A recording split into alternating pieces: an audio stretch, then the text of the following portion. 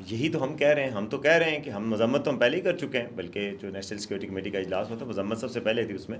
ساتھ ہی ساتھ ہم پیشکش کر رہے ہیں کہ کوئی بھی غیر جانبدارانہ تحقیقات ہوں. اب انڈیا تحقیقات جو کرے گا وہ تو فیصلہ دے چکا ہے تحقیقات سے بھی پہلے. آپ نے بالکل درست کہا کہ امریکہ کی طرف سے ثالثی کی کوششیں ہو گئی ہیں. وجے شنکر کو بھی فون کیا، شہباز شریف صاحب کو بھی فون کیا کہ سپریم کورٹ کو کسی نے لکھا کہ بھائی آپ ٹیرر اس واقعے کی تحقیقات کریں. سپریم کورٹ نے کہا کہ ہماری فورسز کو ڈیمورلائز نہ کریں. سپریم کورٹ نے سننے سے انکار کر دیا. سارا ایک پری پلان ڈرامہ ہے. جیسے بالی ووڈ میں ڈرامے ہوتے ہیں، جیسے فلمیں فلاپ ہوتی ہیں، اس طرح یہ ڈرامہ بھی فلاپ ہو گیا. یہ بہت بڑا سیٹ بیک ہے پی ٹی آئی کے لیے کہ نیوز سائیکل سے آؤٹ ہو. جو نفرت ہے پاکستانیوں سے، پاکستان کی حکومت سے، پاکستان کی ریاست سے، وہ اس وقت ایک سیلیبل آئیڈیا نہیں ہے. اور یہی وجہ ہے عمران خان اور ان کا بیانیہ ارریلیونٹ ہوتا جا رہا ہے. تو لانگ ٹرم میں عام عوام کو بھی سستی بجلی دی جائے گی، اور اس بجلی کی جو کیپیسٹی پیمنٹ وغیرہ سے جان چھوٹے گی، تو اس سے کوئی 47,000 ارب روپے کی بچت ہونی ہے. اور انہیں یہ پتہ چل گیا ہے حملہ ہم نے شروع نہیں کرنا، لیکن پھر اگر جنگ شروع ہوئی تو ختم کون کرے گا، اس کا فیصلہ ہم کریں گے. یہ بھارت میں خوف پل رہا ہے.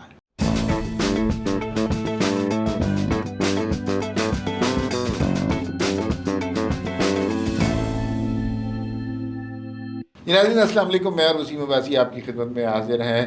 تیزی سے صورتحال خطے کی بدل رہی ہے اور اس میں نئی نئی ڈیولپمنٹ ہو رہی ہیں. امریکہ پاکستان بھارت کے معاملے میں ثالثی کا کردار ادا کر رہا ہے، کرنے کی کوشش کر رہا ہے، لیکن اس حوالے سے پیش رفت ہو گئی ہے. بین الاقوامی برادری اس وقت کیا کر رہی ہے، ترکی کا کیا موقف ہے، چین کا کیا موقف ہے، روس کا کیا موقف ہے، یہ بہت ضروری ہے ہمیں ساری صورتحال کو جاننے کے لیے کہ پاکستان اور بھارت کی جو ٹینشن ہے یہ کہاں تک بڑھ سکتی ہے. اس پر بات کریں گے اور وسیم بھائی صاحب سے جانیں گے کہ کیا صورتحال ہے. دوسری بات کہ ایک زمانہ تھا ابھی تھوڑے عرصے پہلے ہر چینل کی پہلی خبر ہوتی تھی عمران خان نے جیل سے یہ کہہ دیا، انہیں روٹی نہیں ملی، انہیں سالن نہیں ملا، ان کی جوتیاں نہیں ٹیڑھی دی، حلیمہ خان کو ملنے دیا نہیں جب سے پاک بھارت جنگ کا شروع ہوا ہے پی ٹی آئی کا نفرت انگیز بیانیہ دفن ہو گیا. کوئی بات ہی نہیں کر رہا. 2-3 دفعہ خان صاحب کے ٹکر آئے ہیں لیکن وہ ایسے ہی گزر گئے جیسے شہباز شریف کے ٹکر ہوتے ہیں. تو یہ ایسے ہی چل رہا ہے. تو یہ کیا چکر ہے، پی ٹی آئی کا بیانیہ کہاں رہ گیا. اور آخر میں ہم آپ کو بتائیں گے کہ بجلی کی قیمتوں کے حوالے سے ایک نئی پالیسی تخلیق کی جا رہی ہے. اس تخلیق میں عوام پر ظلم ہو رہا ہے، ان کی فلاح ہو رہی ہے، یا کوئی نیا ہی کام کرنے کی کوشش کریں. امپورٹنٹ سبجیکٹ ہے بجلی کی قیمتیں اس حوالے سے. پہلے جی امریکہ ثالث بن رہا ہے بھائی. بالکل جی. امریکہ کے وزیر خارجہ مارک روبیو نے کل پاکستان کے پرائم منسٹر صاحب سے بات کی فون پہ، شہباز شریف سے، پھر انڈین ہم منصب جے شنکر سے بھی بات کی، اور دونوں ملکوں پہ کہا کہ یار آپ جو ہے وہ ٹمپریچر کو ذرا کول ڈاؤن کریں. پاکستان سے بات کرتے ہوئے انہوں نے کہا کہ آپ اس کی واقعے کی مذمت کر دیں اور انڈیا کو تعاون کی پیشکش کریں. جبکہ پرائم منسٹر نے ان کو کہا، شہباز شریف صاحب نے، کہ بھائی یہی تو ہم کہہ رہے ہیں، ہم تو کہہ رہے ہیں کہ ہم مذمت تو ہم پہلے ہی کر چکے ہیں، بلکہ جو نیشنل سیکورٹی کمیٹی کا اجلاس ہوتا ہے مذمت سب سے پہلے تھی اس میں. ساتھ ہی ساتھ ہم پیشکش کر رہے ہیں کہ کوئی بھی غیر جانبدارانہ تحقیقات ہوں. اب انڈیا تحقیقات جو کرے گا وہ تو فیصلہ دے چکا ہے تحقیقات سے بھی پہلے. تو کوئی غیر جانبدارانہ تحقیقات ہوں تو پاکستان اس کا حصہ بننے کو بالکل تیار ہے. دوسری طرف انہوں نے انڈیا کو کہا کہ بھائی آپ ہوش کے ناخن لیں. ایک خطہ جس میں 2 ارب لوگ رہتے ہیں، آپ نیوکلیئر وار کے دہانے پہ لے کے جا رہے ہیں، یہ تو کوئی بات نہیں ہے. تو آپ بھی ذرا تحمل کا مظاہرہ کریں. تو مجھے لگتا ہے کہ جنگ کے بادل جو ہے وہ اب چھٹتے جا رہے ہیں، تھوڑے تھوڑے کم ہو گئے ہیں. اس کی وجہ یہ ہے کہ انٹرنیشنل پاورز بیچ میں آئی ہیں. پاکستان کی طرف سے جس طرح کا رسپانس دیا گیا کہ بھائی اگر آپ نے جنگ کی تو ہم تو تیار ہیں. ہر طرف بارڈرز پہ فوج، سیاچن سے لے کے بحیرہ عرب تک ہر طرح کی تیاریاں ہیں، تینوں مسلح افواج کی. تو میرا خیال ہے یہ سارا کچھ دیکھ کے دنیا کو بھی ایک ہوا کہ وہ بیچ میں آئیں. انٹرنیشنل کمیونٹی، چین کے بھی یہی ہے کہ اس میں نا تھوڑا سا ہمیں ساری انٹرنیشنل پاور، آپ نے بالکل درست کہا کہ امریکہ کی طرف سے ثالثی کی کوششیں ہو گئی ہیں. وجے شنکر کو بھی فون کیا، شہباز شریف صاحب کو بھی فون کیا، اور ظاہر ہے یہ بات ہو رہی ہے کہ یہ ٹینشن بڑھے نہ، یہ کوئی جنگ کی صورتحال نہ لے. 2 نیوکلیئر پاورز کوئی بھی جنگ نہیں چاہتا. لیکن اس کے ساتھ ساتھ پاکستان نے بڑی کامیابی بھی حاصل کی ہے. دیکھیے روس نے بھی کوئی زیادہ انٹرسٹ نہیں شو کیا اس حوالے سے، یا جو طرفداری انڈیا کو درکار تھی وہ طرفداری نہیں ہو رہی. چائنا کا موقف آپ سب کے سامنے ہے. چائنا کے ساتھ ہماری گاڑی چلتی ہے، ہماری بڑی اچھی دوستی ہے. تو یہ نہیں ہو سکتا کہ چائنا پاکستان کے ساتھ اس مشکل وقت میں آئے. جو پاکستان کی سب سے بڑی کامیابی ہے وہ یہ ہے کہ دنیا کی طاقتوں میں سے کسی کا نام لے لیں، ان سب نے کہا چند چیزیں کامن ہیں کہ دہشت گردی نہیں ہونی چاہیے، کسی بھی ملک میں ہو تو مذمت کرنی چاہیے. پاکستان نے بھی مذمت کی. پہلگام میں جو واقعہ ہوا، افسوسناک واقعہ ہوا، اس پر افسوس کا اظہار کرنا چاہیے. کامیابی یہ ہے کہ بھارت کا نریٹو ہے کہ پہلگام میں جو دہشت گردی کا واقعہ وہ پاکستان نے کروایا. دنیا کی کسی طاقت نے، دنیا کے کسی فورم نے اس بات کو انڈوس نہیں کیا کہ وہ واقعہ پاکستان کی شمولیت سے یا پاکستان کس طرح اس میں ملوث ہے. یہ بہت بڑی اچیومنٹ ہے پاکستان کی ڈپلومیسی کی اور پاکستان کی کریڈیبلٹی. اور دوسری طرف بھارت کا فیلئر بھی ہے. اب دیکھیں کل ہم نے جو شواہد پیش کیے، کل D G S P R کی پریس کانفرنس تھی، ہمارے ڈپٹی پرائم منسٹر بھی اس میں موجود تھے اور سارے، تو انہوں نے جو شواہد پیش کیے کہ پہلگام کدھر ہے، پاکستانی بارڈر سے کتنے 100 کلومیٹر دور ہے، پاکستان کا وہاں ادھر 7 لاکھ فوج آپ کی تعینات ہے. اس نے کیا کیا؟ اب انڈیا میں بھی کویشچن اٹھ رہے ہیں. آپ کو پتہ ہے انڈیا میں بڑی شد و مت سے یہ سوال پوچھا جا رہا ہے کہ سیکورٹی لیبس کی بات کیوں نہیں کرتے. آج سپریم کورٹ کو موو کیا تھا، میں دیکھ رہا تھا ہندوستان ٹائمز میں کہ سپریم کورٹ کو کسی نے لکھا کہ بھائی آپ ٹیرر اس واقعے کی تحقیقات کریں. سپریم کورٹ نے کہا کہ ہماری فورسز کو ڈیمورلائز نہ کریں. سپریم کورٹ نے سننے سے انکار کر دیا. لیکن بھارت کے شہری یہ سوال پوچھ رہے ہیں، سپریم کورٹ تک جا کے سوال پوچھ رہے ہیں کہ آخر یہ فوج کہاں تھی، پولیس کہاں تھی. اتنی بڑی جگہ ہے جہاں پہ 2000 سے زائد ٹورسٹ آئے ہوئے ہیں، آپ ان کے تحفظ کے لیے کیوں نظر نہیں آئے؟ اچھا، اس میں ایک بڑی امپورٹنٹ بات یہ ہے کہ انہوں نے بتایا کہ پہلگام میں جہاں انسیڈنٹ ہوا ہے وہاں سے کوئی 30 منٹ کے فاصلے پہ پولیس اسٹیشن ہے اور ایف آئی آر رجسٹر ہوتی ہے 10 منٹ کے بعد. تو یہ سارا ایک پری پلان ڈرامہ ہے. جیسے بالی ووڈ میں ڈرامے ہوتے ہیں، جیسے فلمیں فلاپ ہوتی ہیں، اس طرح یہ ڈرامہ بھی فلاپ ہو گیا. اب ذرا بات کر لیتے ہیں ملکی سیاست کی. تحریک انصاف کا بیانیہ کہ یہ حکومت فارم 47 یہ وہ کچھ ٹھنڈا سا پڑ گیا ہے نا. بالکل. دیکھیں نیوز سائیکل سے خان صاحب نکلے جا رہے ہیں، نیوز سائیکل سے پی ٹی آئی نکل رہی ہے. یہ میں آپ کو بتاؤں کہ بڑا کیئرفلی کرافٹڈ ان کا بیانیہ ہوتا ہے. خان صاحب کا ہمیشہ سے رہا ہے اور پی ٹی آئی کا بھی ہے کہ نیوز سائیکل میں رہنا ہے. خاص طور پہ جب خان صاحب باہر ہوتے ہیں یا جیل میں بھی جب بات چیت کر پاتے تھے تو نیوز سائیکل میں رہتے تھے. میں یہ کہہ دیا، کبھی یہ میر جعفر، کبھی نیوٹرل، کبھی انہوں نے بنگلہ دیش سے تشبیہ دینی، کبھی کوئی اور بات کرنی، تو نیوز میں رہتے تھے. کوئی تنقید کرتا ہے، کوئی تعریف کرتا ہے، کوئی ہنس پڑا، کسی نے دعا دی، یہ ان کو پتہ تھا. لکھ کے وہ نیوز سائیکل میں رہے. نام خان صاحب کا ڈسکس ہوتا رہے، پانی پی ٹی آئی کا نام ڈسکس ہوتا رہے، پی ٹی آئی کا نام ڈسکس ہوتا رہے.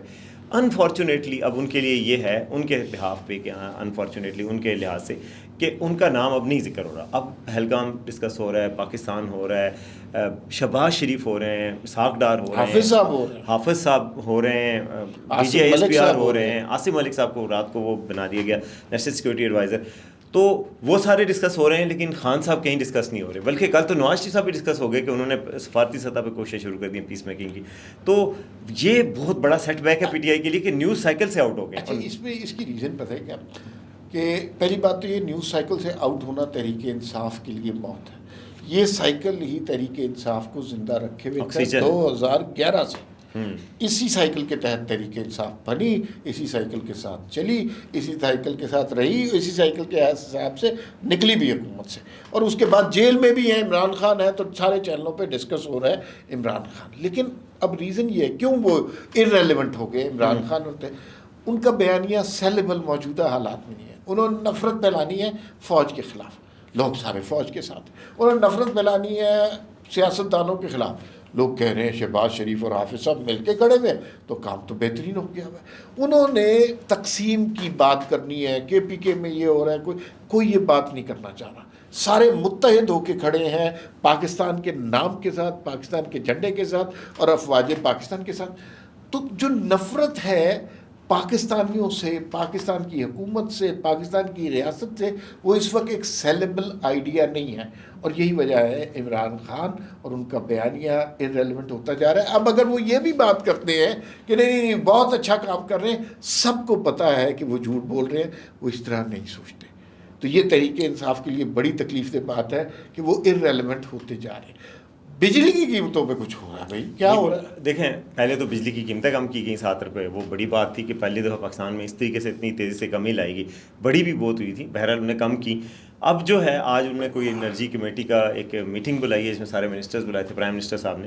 انہوں نے کہا کہ کوئی 47 ارب روپے کی جو ہے نا 47,000 ارب روپے کی بچت کی ایک کوشش کی جا رہی ہے کہ جی آئندہ لانگ ٹرم میں بجلی میں ایسی بچت کی جائے کہ ایسی کمپنیاں جو کیپیسٹی پیمنٹ نہیں لیتی ان کو ترجیح دی جائے، شمسی توانائی کو ترجیح دی جائے، جو رینیویبل انرجی کے سورسز ہیں ان کو ترجیح دی جائے. تو لانگ ٹرم میں بجلی کی پیداوار بڑھانے کا منصوبہ ہے. ایک فری مارکیٹ قائم کی جائے گی جس پہ ٹیکس نہیں لگائے جائیں گے لیکن وہ بجلی پیدا کریں گے، سستی بجلی.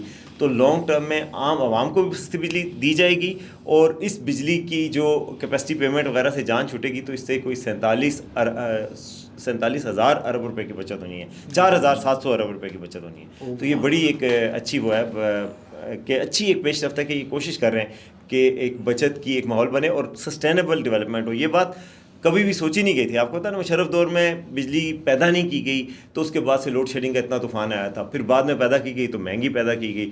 اب یہ سوچا جا رہا ہے کہ لانگ ٹرم میں بجلی پیدا بھی کی جائے اور وہ سستی بھی پیدا کی جائے. ٹھیک ہے. اچھا اس میں نا ساتھ ایک اور خبر بھی آئی جو اتنی بڑی خبر نہیں ہے، یہ تو آپ بجلی کے حوالے سے بڑی خبر سنا رہے ہیں. پیٹرول کی پرائس بھی 2 روپے کم ہوگی، 7 روپے بجلی کم ہوگی.